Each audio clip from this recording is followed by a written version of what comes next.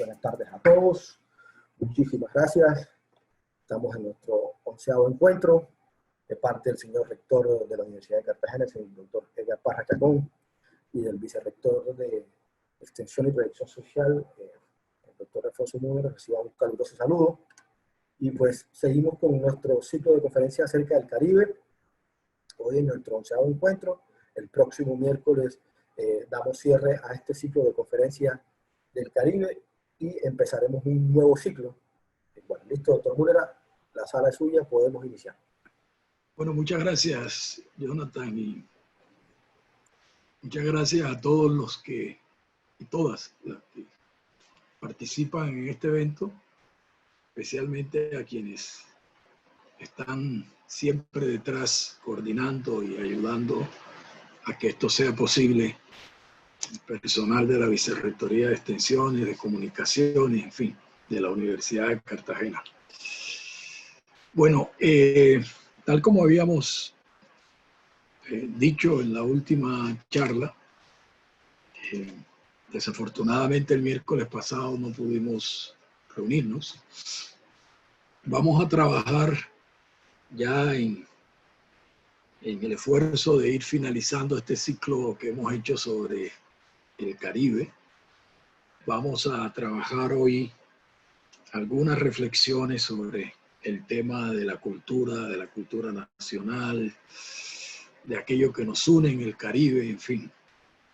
La idea es poder avanzar con esto hoy y tener una próxima, como lo dijo ya nuestro amigo Jonathan, tener una próxima reunión el próximo miércoles y ahí cerrar este ciclo, quizás con algunas reflexiones, algunas cosas sobre el Caribe.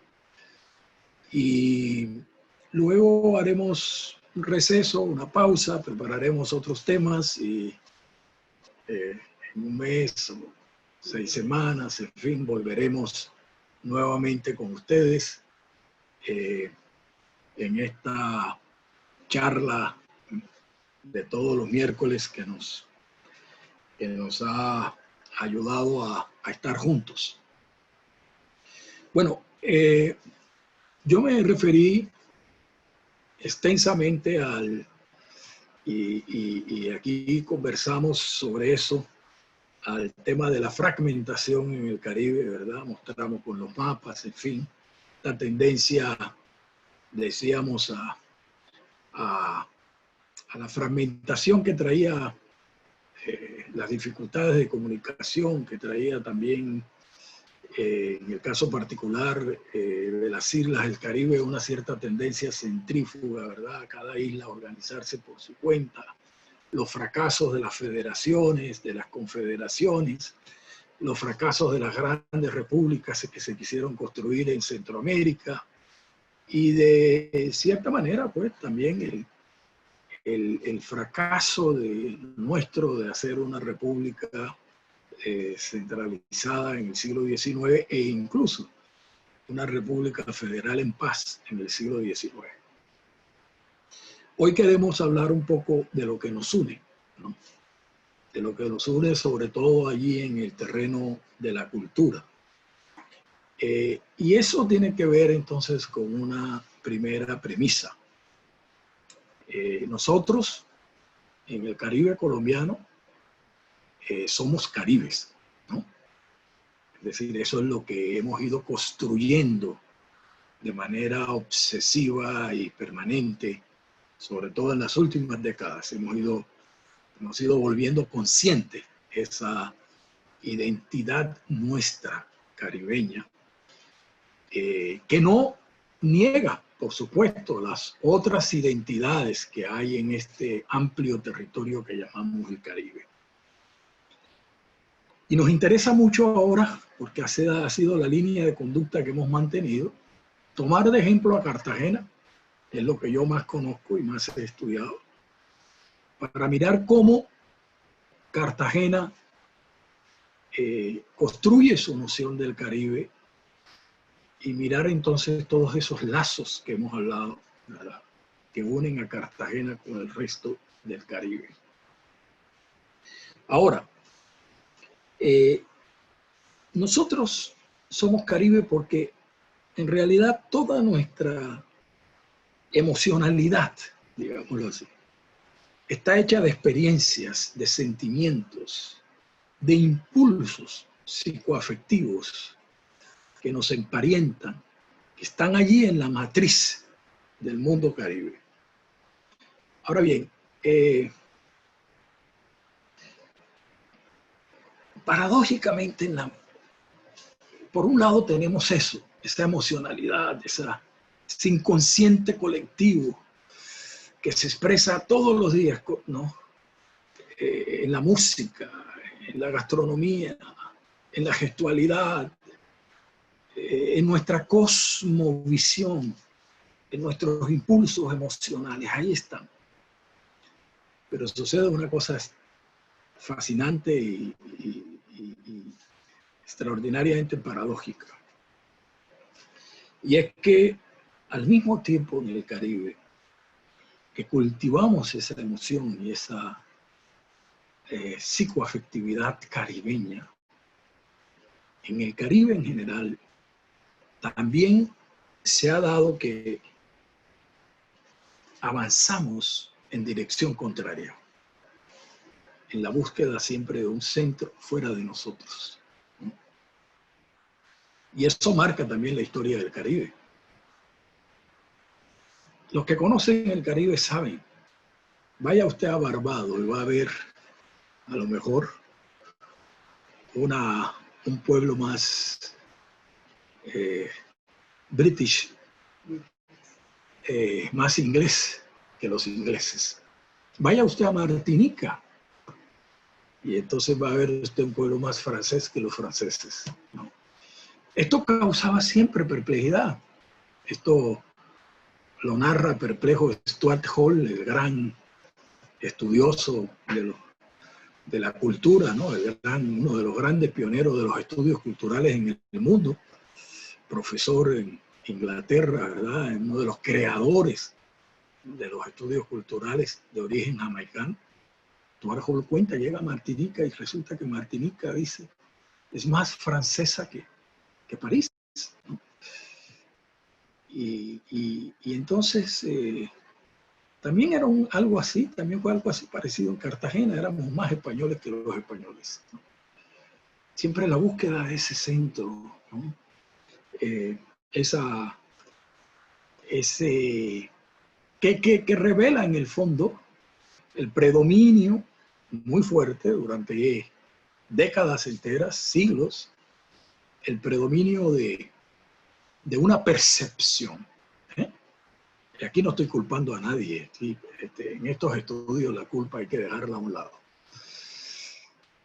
El predominio de una manera de sentir también, de un ideal, a fin de cuentas un ideal eurocéntrico, ¿no? Porque, bueno, eso fue muy fuerte en América Latina en general y en el Caribe, ¿no? Buscábamos a Europa, al mismo tiempo que no éramos Europa, ¿eh? Buscábamos a Europa. Pero lo que resulta interesante es que paralelo a esa búsqueda de Europa, de nuestros políticos, de nuestros intelectuales, de nuestros académicos, paralelo a esa búsqueda de Europa, de nuestro en general, digámoslo, con una expresión que se utilizaba mucho, la gente educada.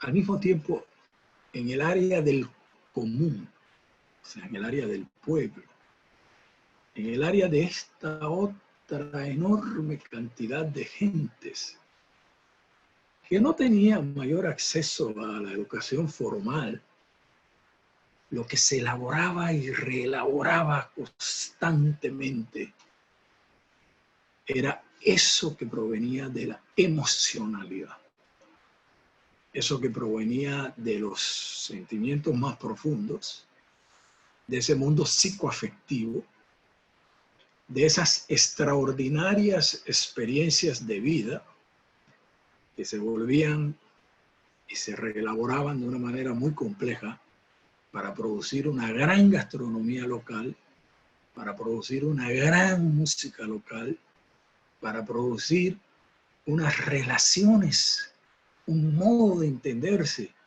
un modo de expresarse, un modo de gestualizar propio de nosotros.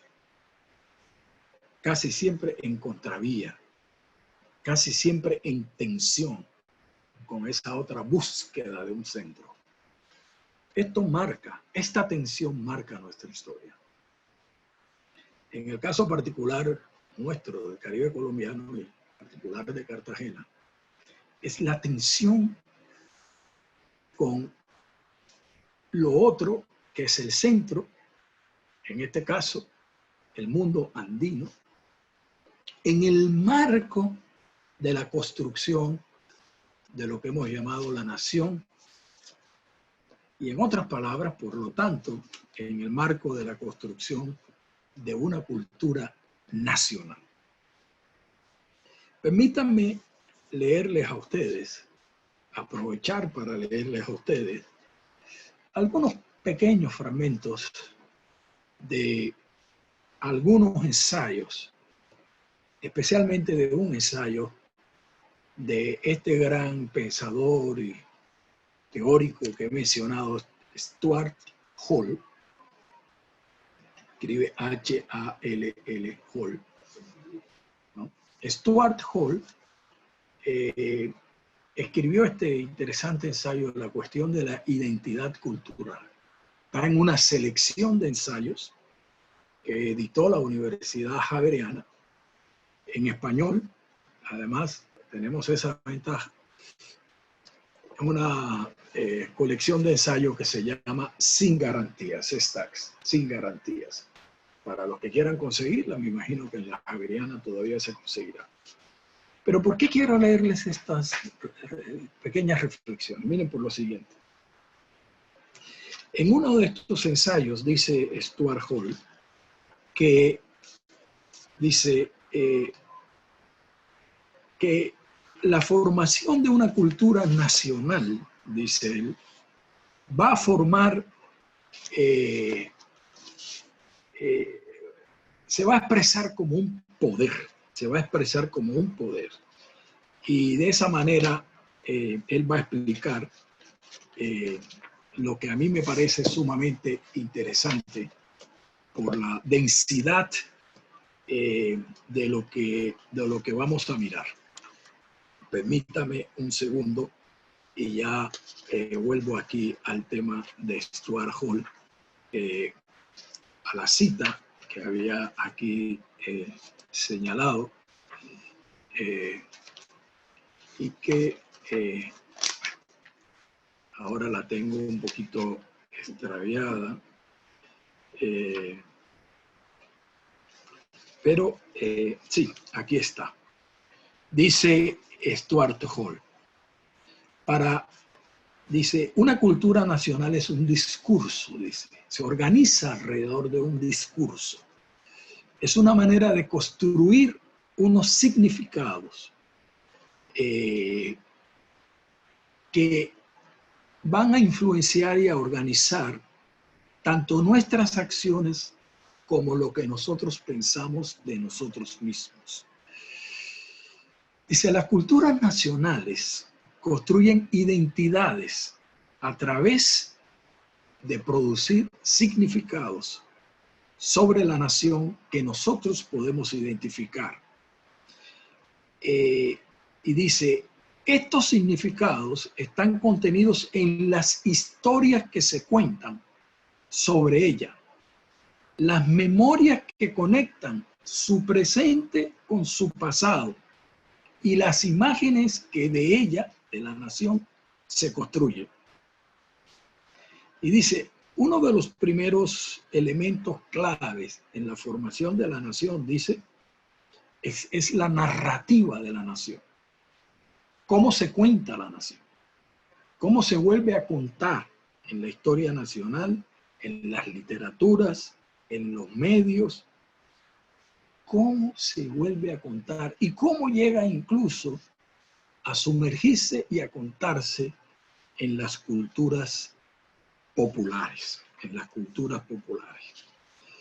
De modo que es muy interesante esto porque, vamos a ver, si eso es la nación, si la nación además, como dice Stuart Hall en otra parte, se forma como un poder cultural, y en alguna otra parte también agrega, la nación es el resultado no de una especie de consenso ideal, no, no, no, no. Es el resultado del enfrentamiento y de las tensiones en las que entran distintos grupos sociales, distintas culturas, y en las cuales una se va a imponer sobre las otras. Se va a imponer sobre las otras. Y al final, claro, resultará un producto híbrido finalmente. Pero habrá una en ese equilibrio que se intenta crear, que se impone sobre las otras. Una manera de concebir el mundo, una manera de narrarlo, una manera de entenderlo.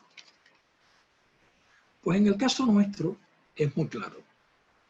Porque en el caso nuestro lo que sucedió fue que, a fin de cuentas, y sigue sucediendo de alguna manera, sigue sucediendo, de alguna forma, los estereotipos siguen alimentándose, ¿no? Siguen alimentándose. Pero lo que realmente pasó fue que en la jerarquía que se creó en la imagen de la nación, bueno, resultó que el Caribe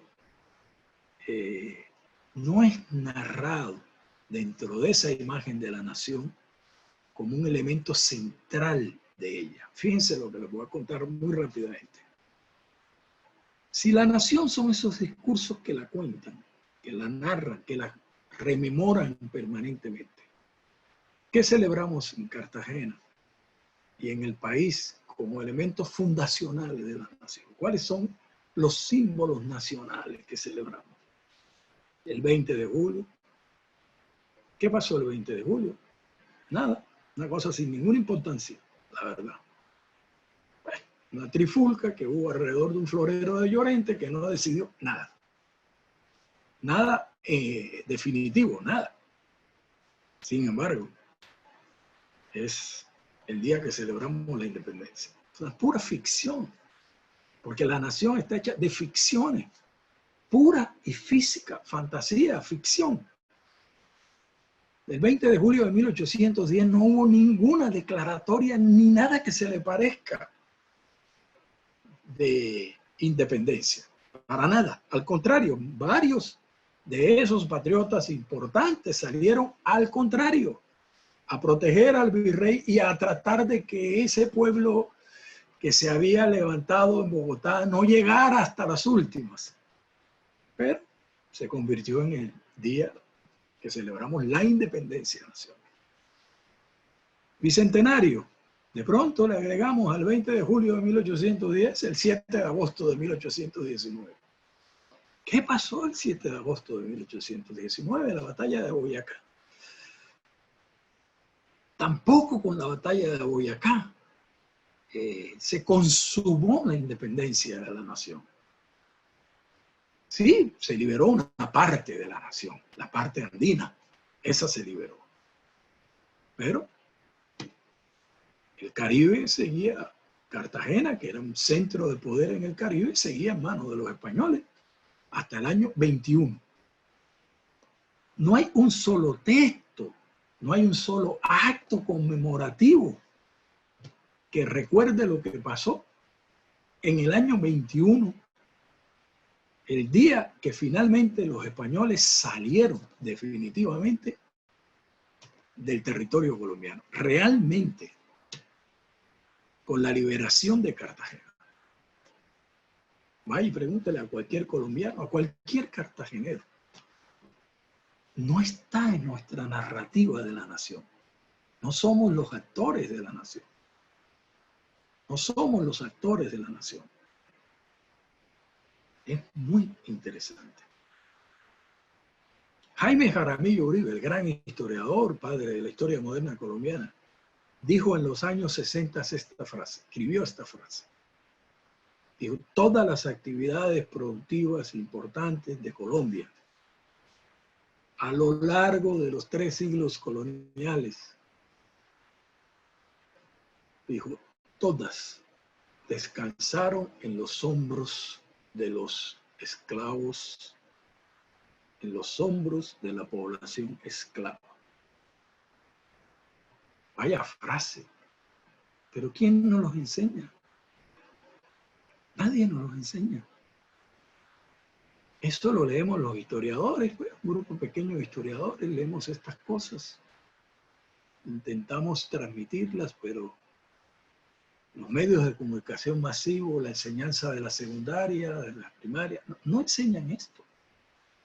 ¿En quiénes descansaba la producción del oro? No solo en el Chocó, en Antioquia. El origen de la riqueza antioqueña. El café, mentiras, no es el café. No es el café. Pero los antioqueños han hecho todo el esfuerzo posible para olvidar, entre comillas, ese pasado minero en el que el oro fue fundamental y fue explotado por esclavos. Y en la costa, pues ni hablar. ¿Cuál era el gran medio de comunicación? El Magdalena. Esa era nuestra avenida, no había más. ¿Quiénes eran los bogas? Los bogas, es decir, los que transportaban y llevaban a un lado y a otro. Ahí están todas las crónicas. Negros y mulatos. Curioso, ¿no? Pero no hay nada que destaque el papel de estos individuos, nada que los muestre como los protagonistas que fueron, ¿no? Cuando yo era niño, ¿qué me enseñaban a mí en la historia? ¿Cuál era la historia que me enseñaban? La historia del padre Justo Ramón y después la historia de Henao y Arrubla de Colombia. La historia en donde se hacía una extraordinaria apología de los civilizados que eran los indígenas chichas y lo bárbaro y caníbales que eran los indígenas caribes.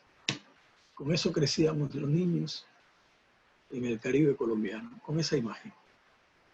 Ni una palabra además. Ustedes cogen el manual de historia de Henao y Arrubla que enseñó a generaciones. Ni una palabra sobre los esclavos. Bueno, sí, un par de paginitas en donde dice que los esclavos incrementaron la lepra en el interior de la República, que eran gente infectada, y 2 o 3 cositas más, y pare de contar. Esa es la manera como se ha narrado la nación. Y esa es la nación, por lo tanto, que hemos construido. Esa es la nación que tenemos en nuestra cabeza y que por fortuna,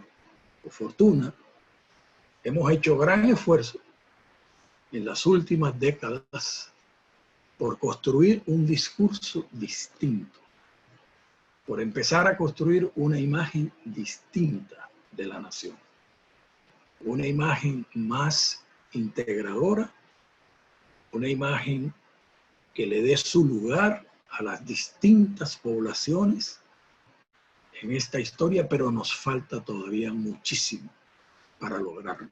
Hemos avanzado, sí, pero nos falta muchísimo todavía para lograrlo. Ahora bien, contra esa imagen tan dura y tan fuerte de una nación, contra este discurso que se volvió hegemónico, que además penetró en todos los campos, porque, claro, con este discurso era tan fuerte que cuando yo era niño, se entendía que nuestro modo de hablar tan espontáneo y tan lleno de gestualidad, se entendía que eso era mala educación. Se entendía que nuestra música era una música vulgar. Digamos, la música que nos venía del Caribe. Había una serie de juicios de valor alrededor de la cultura costeña, ¿no? Mire, yo recuerdo de niño, no había un solo restaurante elegante en Cartagena. O quizás había uno que otro, pero no era nada común que ofreciera la comida típica cartagenera. Era muy curioso esto, muy curioso. Y como ustedes también lo saben, ¿no? Era muy común que para los puestos de atención al público se pidiera buena presencia. Y buena presencia significaba excluir a gentes que se consideraban que tenían mala presencia. O sea, era todo un conjunto de valores y de percepciones. Pero teníamos que luchar contra eso, y en efecto, porque además era muy paradójico, porque al mismo tiempo éramos caribes y no podíamos dejar de serlo. Al mismo tiempo, cualquiera de estas personas educadas, consciente o inconscientemente, se expresaba como una persona caribe. Entonces vivíamos en una tensión allí muy fuerte de negación y de reafirmación continua. Ahora, ¿cuándo empieza este proceso consciente de reelaboración nuestra? ¿Cuándo empieza esta tarea de asumirnos como gentes caribes, ¿no? Porque además, acuérdense de lo que escribió Gustavo Bell, que ni siquiera nos llamábamos Caribe, hablábamos del Océano Atlántico.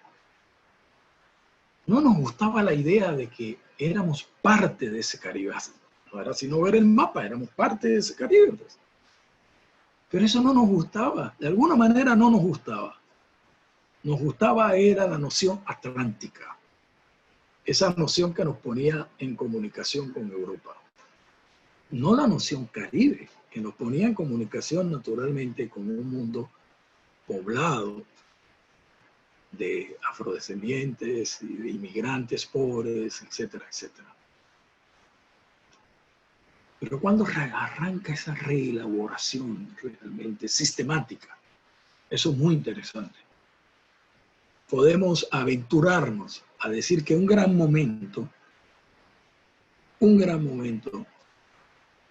está allí en los finales de los años 40 y 50. Ahí va a empezar a surgir un grupo muy importante de escritores, pintores, de artistas en general, fotógrafos, que van a empezar a explorar nuestra propia identidad, lo propio, eso que está allí subsumido y que es objeto de permanente elaboración y reelaboración de los pueblos caribes.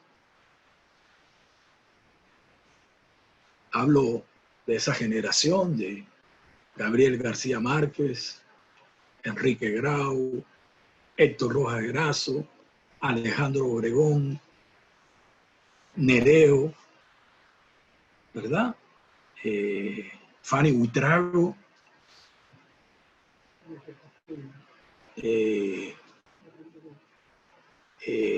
esa generación se va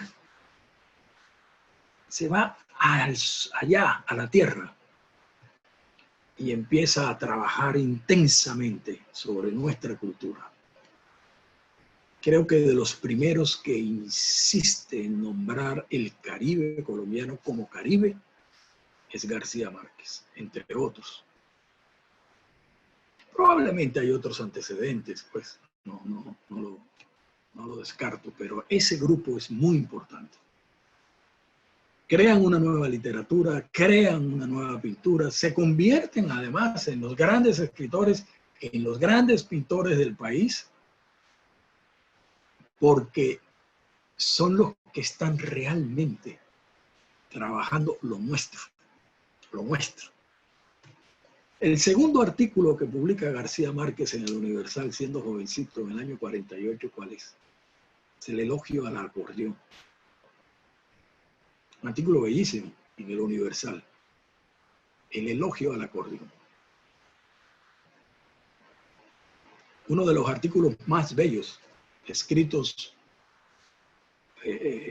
por Héctor Rojas Grasso, y uno de los más bellos de la crónica colombiana es un artículo en elogio a la cumbia, a la cumbiamba. Empieza a emerger esto que es lo nuestro, ¿no? Eso que es lo nuestro, empieza a emerger. Obregón empieza a captar esos maravillosos paisajes nuestros, esos colores, el crepúsculo, esa fauna nuestra, ¿no? Enrique Grau empieza deliberadamente o no a hacer ese perfil de la mulata cartagenera. Acuérdense que su primer cuadro que gana el premio nacional conocido es el cuadro de la mulata. Y de ahí en adelante no deja de reiterar esa mujer voluminosa, sensual, ¿no? Y su serie de las María Mulatas. Todo un trabajo en torno a lo nuestro que empieza a emerger, ¿no? A disputar el escenario de la cultura nacional, ¿eh? A disputar el discurso de la cultura nacional. Eso es bien importante, bien importante. Ahí empieza realmente un proceso transformador que nos va a llevar a enriquecer ya de forma más consciente nuestra cultura nacional. Bueno, y está, ¿qué decir de Lucho Bermúdez? ¿Qué decir de Pacho Galán?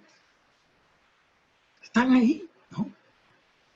¿Qué decir del maestro Adolfo Mejía, que compone bellísimas sinfonías e introduce en ella aires nuestros, cumbias nuestras? Es un trabajo extraordinario lo que hace esa generación. Tenemos que estudiarlo más. Tenemos que estudiarlo más. Y en Barranquilla también está otro grupo de intelectuales brillantes.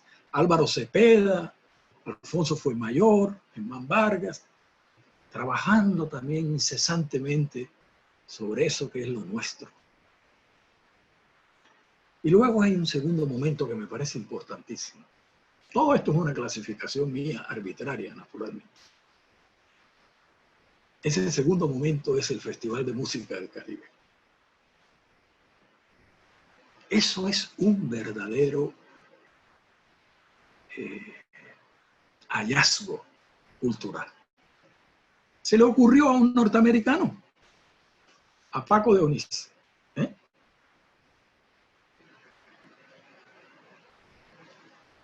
La primera vez que los cartageneros oyeron, realmente vieron, palparon a un gran músico del reggae jamaicano, a Freddie McGregor.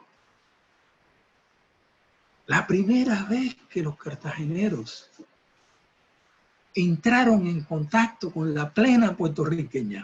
¿De acuerdo? Cosa maravillosa, el Circo Teatro. La primera vez que entraron, y la única, porque no ha vuelto desafortunadamente, con la Steel Band de Trinidad y Tobago. Con esos tanques de petróleo que generaban una armonía y un sonido maravilloso. La primera vez que vieron a los zancos bailarines de Montserrat, el mapa del Caribe vino conjuntamente con el Festival de Música del Caribe. Ahí se dibujó el Caribe. Y ahí los cartageneros se dieron cuenta de la cercanía, la familiaridad que tenían con esa música. Lo cercano que éramos. Ahí vino, si no estoy mal, el Son 14 de Cuba o una de estas orquestas de Cuba también. Y entonces nos sentimos tan cercanos. Era la primera vez que ese espectáculo majestuoso de la música del Caribe nos llegaba. Desafortunadamente, el festival se acabó, pero estoy convencido que produjo una profunda transformación, no solo en las gentes educadas, en las gentes del pueblo que abarrotaban el estadio 11 de noviembre, la Plaza de Toros, donde finalmente se hizo, que oían esas cosas. Yo creo que eso produjo cambios importantísimos en nuestra percepción. Ahora, nada es tan característico del Caribe como el intenso fluir de sus músicas. La capacidad de sus pueblos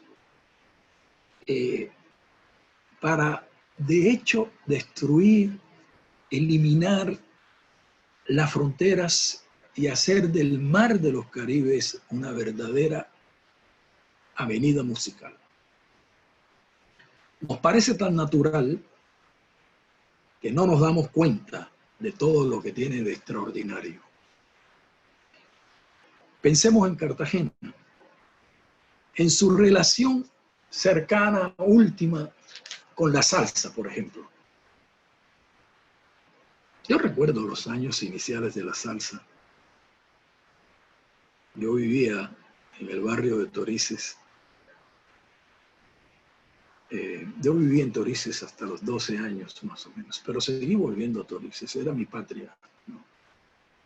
Y recuerdo ese gran momento de la salsa, cuando solamente se bailaba en los barrios populares, esa gran música del Caribe. Pero piensen en el día de hoy, y miren esto que les voy a contar. ¿Habrá en algún otro lugar del Caribe, incluso en Puerto Rico, un bar y una iconografía musical del Caribe como la que hay alrededor de la salsa donde Fidel? ¿Saben ustedes que los grandes músicos de la salsa, vienen a donde Fidel como quien visita uno de los últimos y maravillosos templos de la música caribeña, con admiración y profundo afecto, comenzando por Rafael Itier, el gran decano de la música salsa, creador del grupo legendario de Gran Combo, pianista del grupo de Cortijo y su combo, Rubén Blades. Puedo mencionarlos a todos. Vienen a rendirle tributos a ese extraordinario espacio musical. Ustedes entran y es verdad que es como entrar a un templo, ¿no? Es lleno de iconografías, los instrumentos arriba, bellamente cuidados, las fotografías de todos los intérpretes, etc. Tiene mucho de simbólico este estupendo bar, porque está colocado en el centro mismo de la legendaria ciudad del Caribe, que es Cartagena. No en balde, Derek Walcott, en su poema The Prodigal, llamó a Cartagena The Caribbean Golden City, la ciudad dorada del Caribe. No en balde, Eduard Glissant, cuando vino a Cartagena, que yo lo acompañé, ambos los acompañé yo en Cartagena, a Derek Walcott y a Glissant. Glissant me dijo, una de mis fantasías de niño era conocer a Cartagena. Estaba en mis memorias, en mis leyendas de niño. Y él parecía un niño en Cartagena, les cuento. Un día hablaremos de eso. Y no en balde, Cartagena es la ciudad legendaria de los virreyes de 3 de las grandes novelas de García Márquez, que aquí lo hemos contado, ¿verdad? Pues en el centro mismo, en el corazón mismo, ¿verdad? Rodeada de hoteles sofisticados, de restaurantes de precios siderales, de plazas elegantes, metida casi que en un rincón del corazón de Cartagena. El único lugar de cielos abiertos al que acuden los cartageneros comunes y corrientes a escuchar su música. No la música puertorriqueña, no la música cubana, no, su música. Ojo con esto que estoy diciendo, nuestra música. Y solo a los especialistas en realidad les interesa la discusión de quién es el cantante, quién toca aquí, quién toca allá, si es cubano, si es panameño. A los cartageneros en general, para los cartageneros en general, lo que está claro es que pertenecen todos esos músicos a la misma patria de todos, el Caribe. Ahí festejamos el Caribe.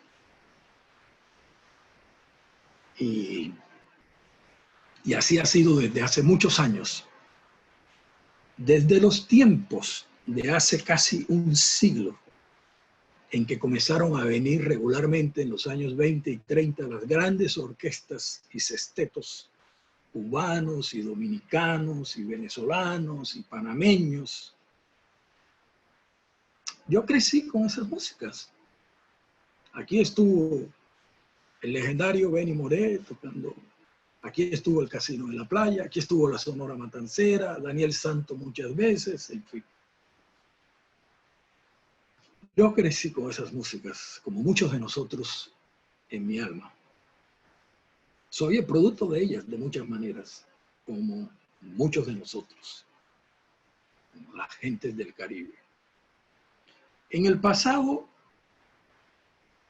recuerdo de niño, el calipso de Trinidad y de Jamaica. Aquí oíamos a Henry Belafonte con esos bellísimos calipsos. El mambo de Pérez Prado, el merengue de República Dominicana, la guaracha, el bolero, el son cubano, el bolero puertorriqueño, la linda música en general del Caribe. Y luego llegó la salsa y llegó el reggae de Bob Marley, ¿verdad? Un género que penetró muchísimo en los cartageneros de la barriada, un género al que le quiero hacer hoy un tributo, la música que llamamos música jíbara puertorriqueña. No sé cuántos de ustedes, creo que hay que tener mi edad para recordar lo intenso que fue la llegada de la música jíbara puertorriqueña a Cartagena. Yo la recuerdo siendo muy joven, debió ser en los años 60, ¿verdad? Mediados de los años 60, hacia finales de los años 60. Hubo 3 grandes canciones, entre muchas otras, pero 3 grandes canciones que yo conservo en mi memoria y que cuando las oigo me traen nostalgias y además, como decía, haciendo gala de la cursilería caribeña y latinoamericana, como decía Luis Rafael Sánchez, me revuelven el corazón. Una de esas canciones se llama Mi Jibarita Mimada. La otra se llama La Civilización, ambas de un extraordinario músico, Odilio González, le decían el Jibarito de Lares. Y la otra tiene un nombre tan campesino, y es un tema tan campesino, se llama La Puerca a Medias. Búsquenla en YouTube y óiganlas. Son de una belleza insólita, estas 3 canciones. En Puerto Rico hay una discusión de si estas canciones venían de los españoles, de la cultura hispánica, de los campesinos de la montaña. Hay un muy buen artículo que me dio de regalo mi amigo Agustín Laos, de Erwin Montes, interesantísimo, Lo cierto es que estas canciones se bailaron aquí, en los barrios más populares, en los barrios donde vivían las gentes afros. Y llegaron y se convirtieron en una época en las canciones que dominaban el mundo musical nuestro, de los barrios populares. Y en realidad a nadie le importaba de dónde venían. Otra vez era el fluir de la música caribe que nos llegaba de todas partes. Todas músicas mulatas, como decía Fernando Ortiz. A propósito, Fernando Ortiz ya en los años 30 se está escribiendo sobre todo esto. Hay que volver a Fernando Ortiz, el sabio cubano de los gran creador prácticamente de los estudios afros en América Latina, o por lo menos uno de los grandes sistematizadores. Hay que volver a Fernando Ortiz. Fernando Ortiz los llamaba músicas mulatas, mestizas, todas con un tronco común dominante, ¿no? Sin duda alguna, Fernando Ortiz lo dice, y lo dice Stuart Hall, y lo repite Alejo Carpentier, y lo decimos todos. En la raíz está la espiritualidad y la creatividad y la música de los africanos, que llegaron a América, de los afroamericanos, que se mezcla intensamente con todo, con la música que nos viene de España, con la música que nos viene de muchas partes. No es tampoco solamente música africana, sería un gravísimo error decir eso. Son músicas mulatas, músicas mezcladas, músicas híbridas, con un altísimo grado de universalidad. Músicas, ¿quién puede negar que en el reggae o en la música del Caribe inglés hay tremendas influencias inglesas también? Por supuesto que las hay. Caribe es un mundo abierto y eso lo distingue. Lo verdaderamente maravilloso es que la identidad entonces, esta identidad pancaribeña de la que nosotros hacemos parte, se construye en las imágenes, en las emociones. No es un asunto meramente racional. Se va a volver racional más adelante. Pero sus resortes más profundos, en realidad, son emocionales. Y eso nos pasa precisamente porque la música y otras cosas han sido factores fundamentales en la formación, en darle cimiento a esa identidad que nos une.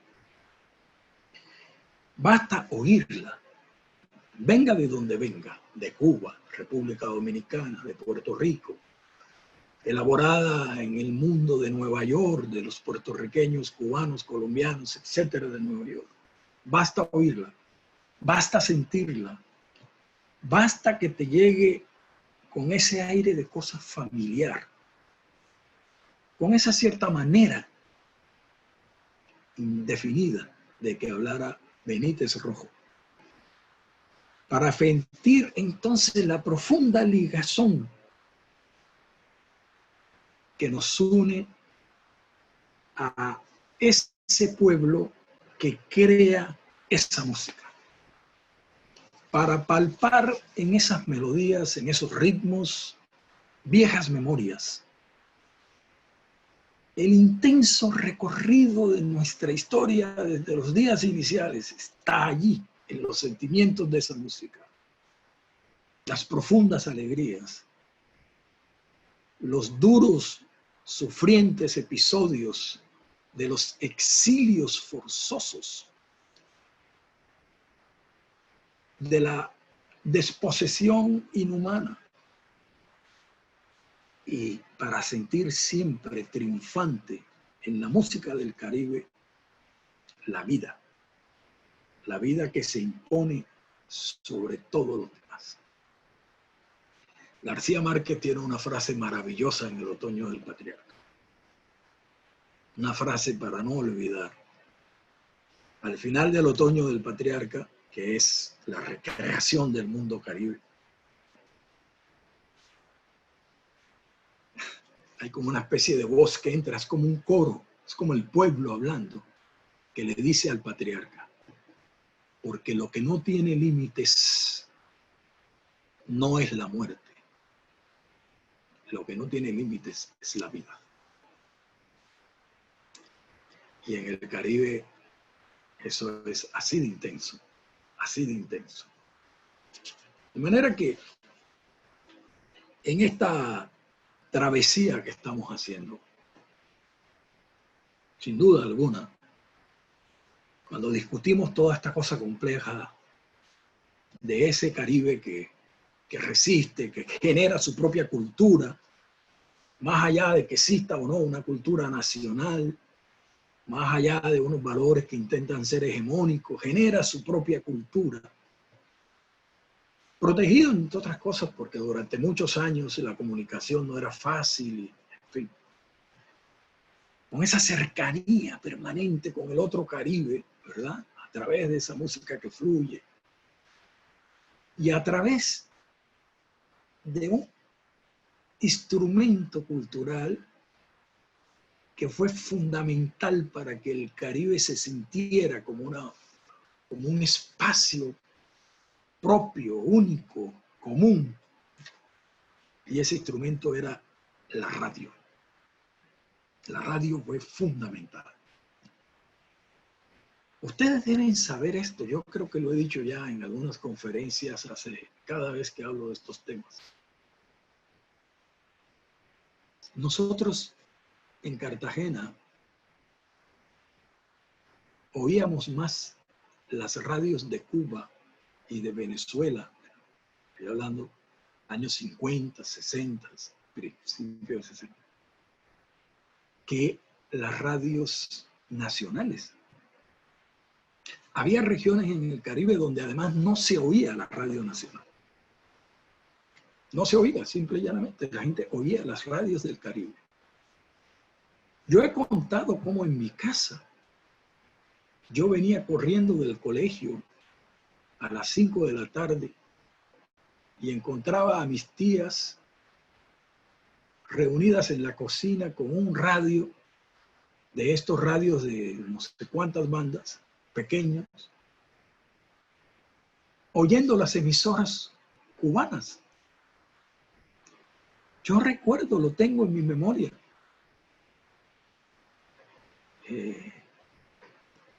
Una radionovela que, entre otras cosas, a mi hermano, a uno de mis hermanos, lo disfrazaron del personaje, Cadit el Árabe, me acuerdo. La oíamos en una emisora cubana. Los Tres Villalobos, me acuerdo. Me acuerdo cómo empezaban los Tres Villalobos. Era un trote de caballos. Así empezaban los Tres Villalobos. Está en mi memoria de niño eso, la emisora cubana. Estoy hablando, por supuesto, de la Cuba de los años 50. Los Tres Villalobos se pasaron ya muy 56, 57, 58 por ahí. Y luego, quizás a principios de los 60. No tiene nada que ver con la política, para que no nos confundamos. Estoy hablando de una Cuba todavía pre-revolucionaria, anterior a Castro. No tiene nada que ver con eso. Era cuando La Habana era el centro, además del Caribe, era la gran ciudad del Caribe. Ya no lo era Cartagena, por supuesto, dejó de serlo desde principios del siglo XIX, del siglo XVIII. Ahora La Habana era la gran capital, la gran ciudad del Caribe. De ahí nos venía casi todo. De ahí nos vino el béisbol. No me va a dar tiempo a hablar del béisbol. Me faltan 6 minutos. Pero algo de eso hablaré en la próxima charla, cuando haga una reflexión final. Pero déjenme decirle en todo caso, el gran deporte, el rey de los deportes, el béisbol, nuestro gran deporte, nos vino de Cuba. Cuba era la irradiación de todas estas cosas.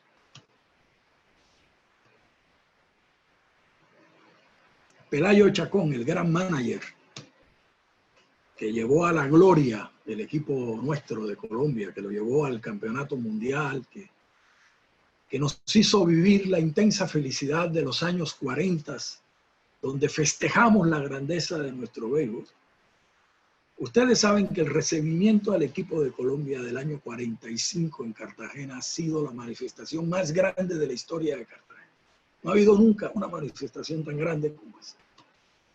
Ni la llegada de Gaitán, ni la llegada de Franklin Delano Roosevelt, ni la llegada de nadie. No. Cuando quedaron subcampeones, los beisbolistas nuestros, por primera vez, subcampeones del mundo en Barranquilla. De eso hablaremos un poco la próxima vez. Quien dirigió ese gran equipo fue Pelayo Chacón, cubano. Como nos venían tantas cosas también. Pero era una relación intensa, era una relación permanente, fluida. Aquí venían los equipos de Panamá, venían los equipos de Venezuela, venían los equipos de República Dominicana. Bueno, era una cosa muy intensa. Así como nos venía la música. Todo esto estaba en el mundo nuestro, en el mundo del Caribe nuestro, nutriendo esa gran identidad del Caribe. Y de cierta manera, utilizando la expresión de nuestro amigo Benítez Rojo, éramos seres universales. Me acuerdo que Germán Espinosa, nuestro gran escritor, lo invité una vez al Seminario de Estudios del Caribe, que por cierto, también marca un momento el Seminario de Estudios del Caribe, el Seminario Internacional de Estudios del Caribe. En los años, iniciando los años 90, creamos el Seminario Internacional de Estudios del Caribe. Y ahí empezó una relación permanente, continua, con los grandes pensadores del mundo caribe. Aquí estuvo Antonio Benítez Rojo, aquí estuvo Arcadio Díaz Quiñones, aquí estuvo Luis Rafael Sánchez y muchos otros. Proceso de elaboración, reelaboración que aparecía permanentemente en las prensa, las conferencias, los comentarios. Todo esto fue creando nuestro mundo caribe. Volviendo consciente esa intensísima relación que teníamos con el Caribe y que seguimos teniendo con el Caribe. Y que, como lo voy a contar en la próxima charla, porque en la próxima charla quiero hacer una reflexión sobre el presente. Nunca como antes necesitamos esa relación. Nunca como antes es importante para nosotros volver consciente esa relación. Y lo voy a explicar en la próxima charla. Ante los acontecimientos del mundo, ante las transformaciones que están operándose, ante los gravísimos problemas del medio ambiente, nunca como antes ha sido tan importante para nosotros volver consciente esa relación. Nuestra relación, nuestra pertenencia al mundo del Caribe, al que hemos pertenecido desde los inicios de nuestra historia, porque nuestros pueblos nativos se comunicaban con las islas,